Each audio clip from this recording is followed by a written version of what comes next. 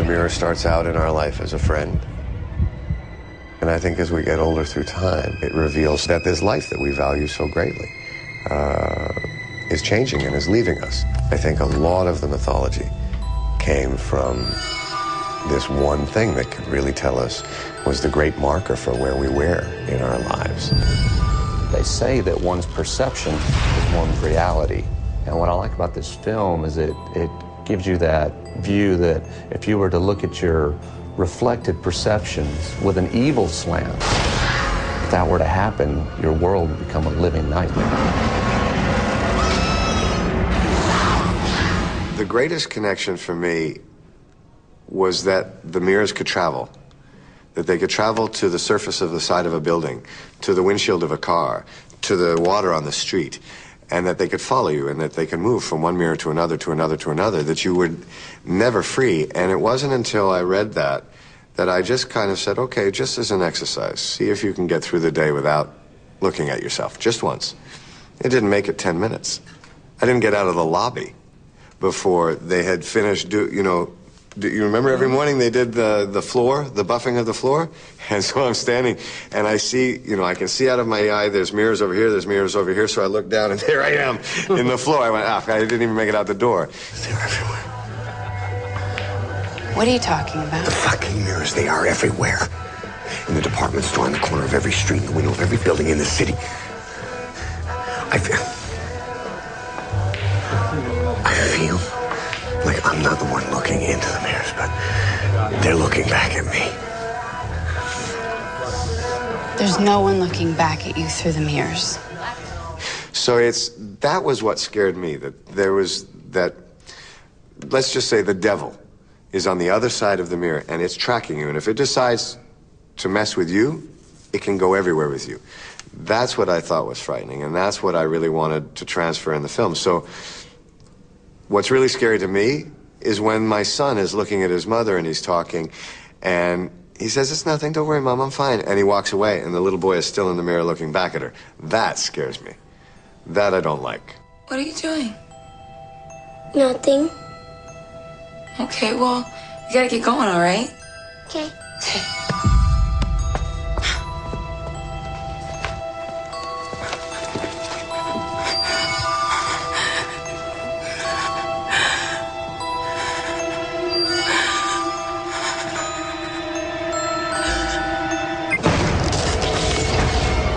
After making High Tension and The Hills Have Eyes, which was really also a survival, shocking horror movie, I wanted to be able to explore in a new way the supernatural element.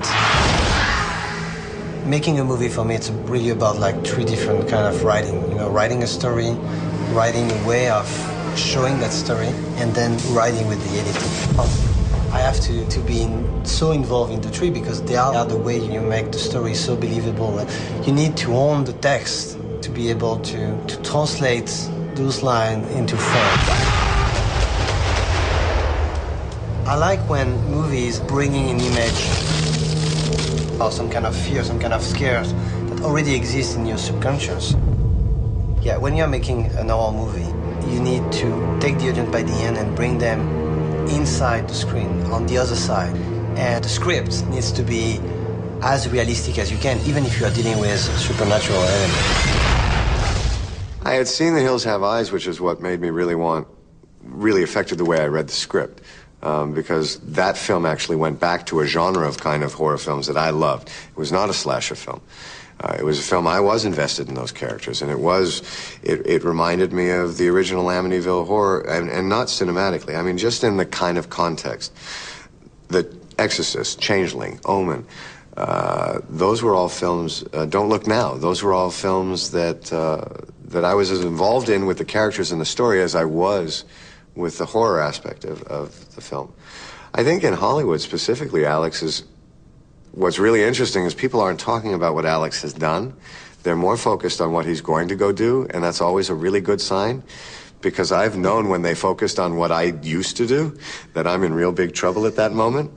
Even when you're talking about this new film that Alex is doing and in 3D and pushing that technology, I think he's known as a real visual maverick, trendsetter and pushing forward, and so people are just always excited to see what's coming.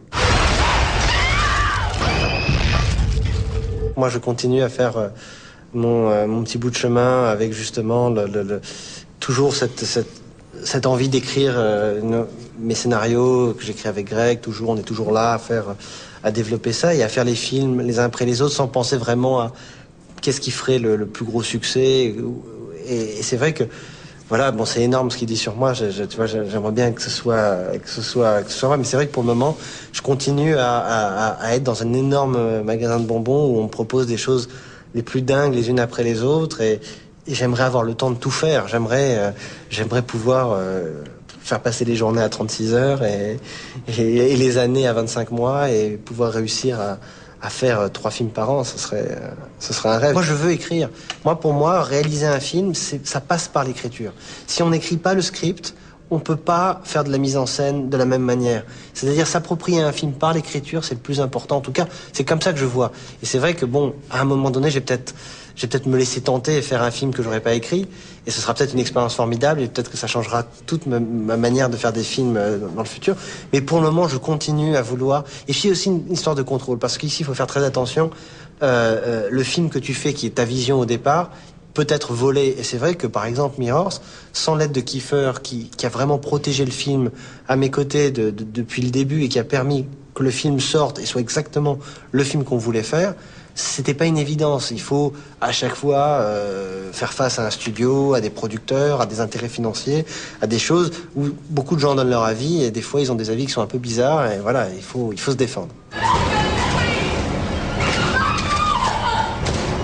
You know, you can't just simply tell a studio I'm going to do this and they'll back down. I think you have to have an argument that makes sense, and I think you have to have passion. And I think there's a writer on 24, Howard Gordon, has a great expression. He says, if 2 people tell me I'm drunk, I sit down. And so if he phones and he's really passionate about something, and I phone after and say, look, he's right, and this is why, and I have this part of the argument, he has this part of the argument, you know, any sensible person, we're here, we're making it, and then, you know, Alexandra phones, who is a producer on the set with us, and, you know, it's always a balance. Everybody has an idea of the best way to articulate something, but there's a reason why there's one boss. There's a reason why films are a director's medium. Because you have to have a captain. Sometimes you just need to remind people of the order.